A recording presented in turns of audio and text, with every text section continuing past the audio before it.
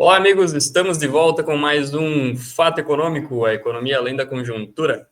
E hoje estamos aqui, eu e o Moisés, vamos falar para vocês aí a respeito da reunião do Comitê de Política Monetária, que definiu hoje a taxa Selic, né, novos níveis, a agenda do Fed e alguns impactos aí que vai trazer para nossa economia. Muito boa tarde, Moisés. Boa tarde, Lucas, e também quem está aí com a gente, né, em mais uma edição do Fato Econômico. Realmente, hoje a gente tem que trazer essa informação, né, porque foi chamada assim uma super quarta e trouxeram impactos aí tanto no dólar quanto na Bolsa de Valores. Então, naturalmente que a gente vai falar sobre esse assunto e também a gente vai trazer aí o motivo principal, né, pelo qual o Comitê de Política Monetária do Banco Central, né, fez com que a taxa básica de juros passasse dos 12,25% para 13,25% ao ano. Não sei se tu quer começar, quer que eu comece já, então já vamos falando. Eu acho que eu vou apresentar aqui para o pessoal ficar um pouquinho mais visível e daí a gente vai comentando, né, Moisés? Estava acompanhando aí, então, hoje, né, saiu a decisão começando aí pelo Brasil, né, Banco Central, taxa Selic. Decisão agora em há pouco do Comitê de Política Monetária, a taxa Selic aumentou em 1 ponto percentual, passando de 12,25 para 13,25. Né, essa expectativa aí, essa confirmação, né, já era uma expectativa do mercado já há algum tempo, né, que esse juros aí que iria aumentar em 1 ponto percentual nessa reunião de agora, já desde dezembro, era essa expectativa. E a gente tem também aí mais uma expectativa de, no mínimo, mais um aumento de 1 ponto percentual para a próxima reunião, né? Moisés, deixo contigo a palavra. Ó, o que eu estava lendo hoje, vendo que existe um cenário pessimista de que nós podemos ter uma taxa básica de juros durante o ano que pode chegar a 15,75%. Lembrando que o mercado como um todo, segundo o Boletim Focus, que eu divulguei na segunda-feira, está esperando que a taxa básica de juros feche em 15% no final do ano. Então, não é demais dizer que nós podemos ter uma taxa acima de 15% ao longo do ano, daí ela sobe, depois ela tem essa descida, e aí fecha lá em 2025 em 15%. Isso tudo está relacionado à inflação, porque está mostrando a inflação do ano de 2024, que ficou em 4,83%, ou seja, já acima do teto da meta, que é 4,5%. O centro da meta é 3%, só que tem uma piora nas expectativas de inflação. O Boletim Focus prevê, o mercado está prevendo que a inflação feche 2025 em 5,5%. Por isso que a taxa básica de juros está subindo tanto, Lucas.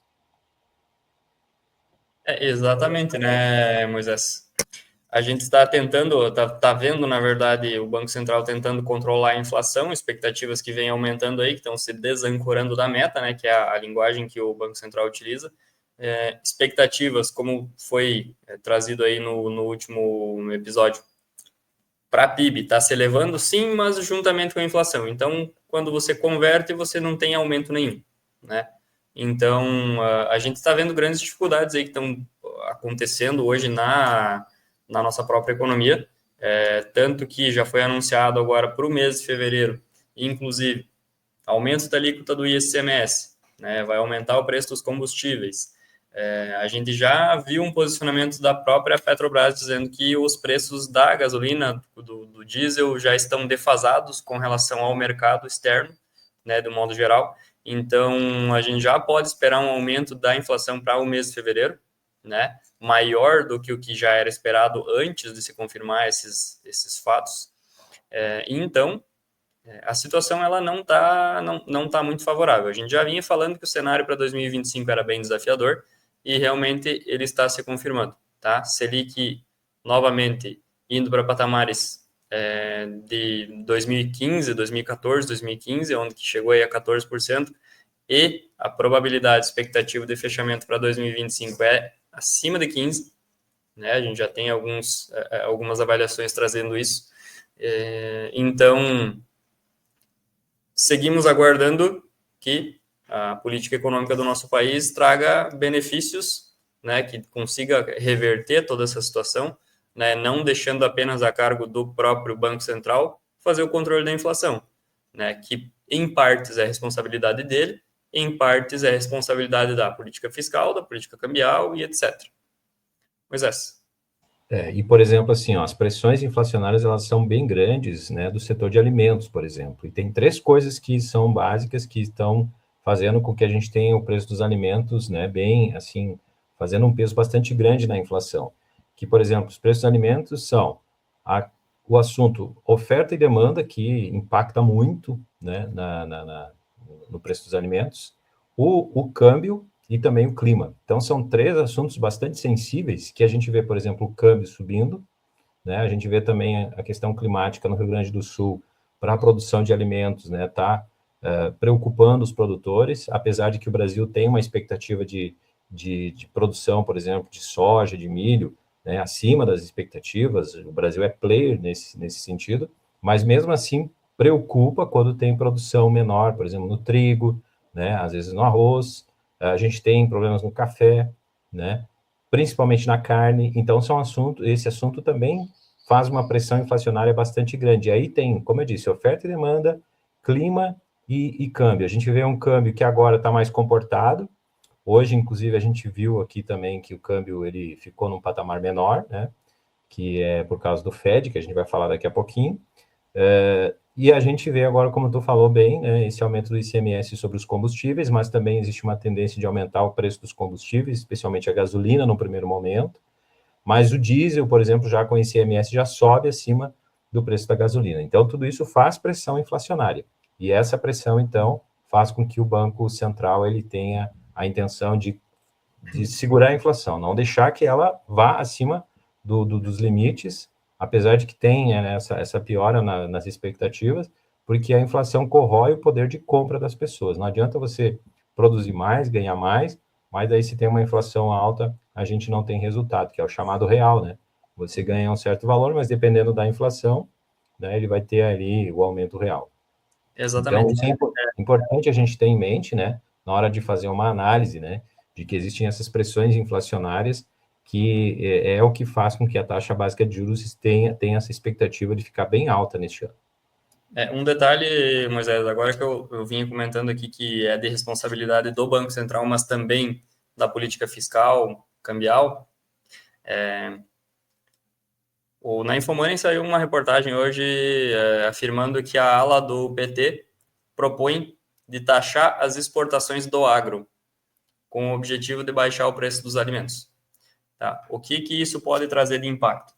Obviamente, internamente seria positivo para o público consumidor, para as famílias, de uma forma geral, iria, em tese, trazer uma oferta interna de produtos maior do que a gente tem hoje, porque se tornaria mais caro para exportar, né? Então, seria vantajoso você manter o produto aqui, comercializar internamente e não exportar. Qual é o problema que isso cria? Do lado do produtor, que é quem produz, que é quem sustenta, né, essa oferta, não seria vantajoso, né? Vai afetar o resultado do produtor. Consequentemente, tendo menos resultado, ele vai deixar de produzir. Vai optar por produzir outra coisa onde que ele vai ter mais resultado.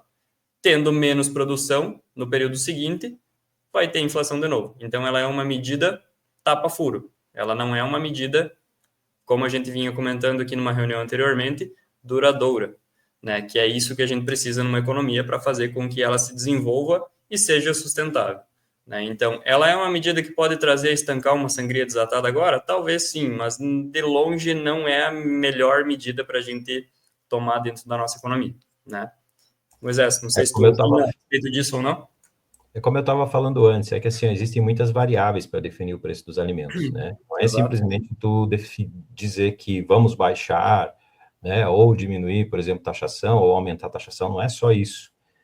Como eu falei, por exemplo, tem a questão da oferta e demanda. Isso não tem como tu ter controle, né? O que você pode né, buscar um equilíbrio entre oferta e demanda, mas são variáveis que não têm controle. Por exemplo, o clima é um deles, né?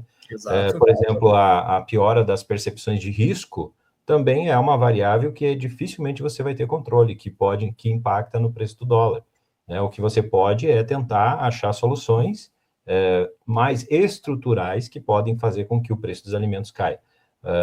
Então, é como eu digo, a minha opinião é essa, né? Existem muitas variáveis que estão presentes em definir o preço dos alimentos, então não é uma solução simples. Mas Quando eu a queria gente só vem trazer. só para concluir essa fala, né, Moisés, quando a gente vem falar em questão de tributação, né, no nosso país isso é um tema bem delicado, né, mas a gente tem exemplos bem significativos ao redor do mundo, claro que os contextos talvez são diferentes e tudo mais, mas ao passo em que, ao invés de aumentar a tributação, você reduz ela, você deixa mais liberdade para as pessoas conseguirem trabalhar e isso estimula a oferta, né? Estimulando a oferta, você vai ter mais produto, consequentemente, você vai ter um preço menor, né? Então, você tendo um preço menor, todo mundo acaba saindo feliz, porque o produtor vai ganhar em não ser tributado, o consumidor vai ganhar em ter um preço menor, né? E daí a preocupação maior é só em buscar o equilíbrio justamente para os preços ficarem Exato. dentro das expectativas, né? Como é o caso Exatamente. da inflação agora. Exatamente. Outro assunto que eu queria falar é que o Fed, que é o Federal Reserve, que é o Banco Central norte-americano, interrompeu o corte dos juros dos Estados Unidos. Eles mantiveram lá a taxa entre 4,25% e 4,5%, também uma decisão unânime, muito parecida com o que aconteceu aqui no Brasil, né? E, consequentemente, já também com essa aposta que tinha, né? Porque o dólar fechou antes da gente ter a informação da taxa básica de juros, de fechar em 13,25%, que se confirmou também uma decisão unânime, a moeda norte-americana fechou na estabilidade hoje, uma leve queda de 0,02%, ficou negociada a R$ 5,8682 na venda. Ontem ficou em R$ 5,869, né?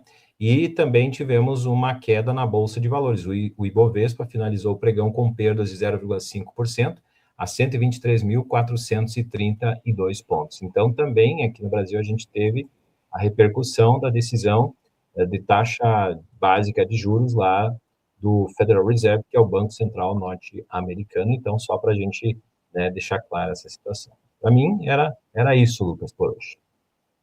De minha parte também, eu acredito que já ficou bem denso de conteúdo para o pessoal, de informações. Acredito que já podemos gerar uma reflexão bem grande para todo mundo, né? Pessoal, agradecemos mais uma vez aí a presença de todos vocês e nos vemos no próximo episódio. Um abraço. Um abraço, até.